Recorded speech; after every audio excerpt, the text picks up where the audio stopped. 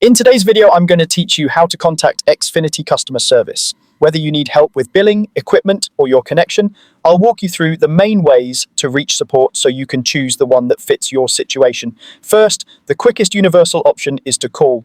Find the official customer service phone number on Xfinity's website or on your billing statement. Stick to official sources so you avoid outdated or incorrect numbers posted elsewhere.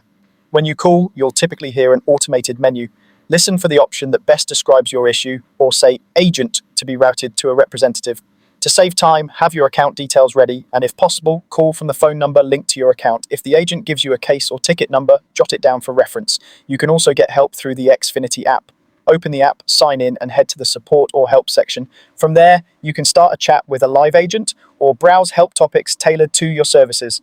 Chat is great when you can't talk on the phone, and it keeps a written record of what you tried. If you start with automated assistance, you can request a live agent at any time. The help topics in the app can walk you through common fixes step by step, which is often enough to resolve simple issues fast. Another option is the web portal at xfinity.com/support. On that page, you'll find troubleshooting guides, chat support, and a range of contact options. Use the search bar to quickly locate articles for your specific device or question, and sign in for more personalized recommendations. If you prefer messaging, start a chat from there and continue the conversation on your computer. If you want in-person assistance, use the Xfinity store locator on the website to find a nearby service center. Check the location details for hours and available services before you go. Bringing a photo ID and any relevant account information can help speed things up. And that's it. Those are the main ways to contact Xfinity customer service.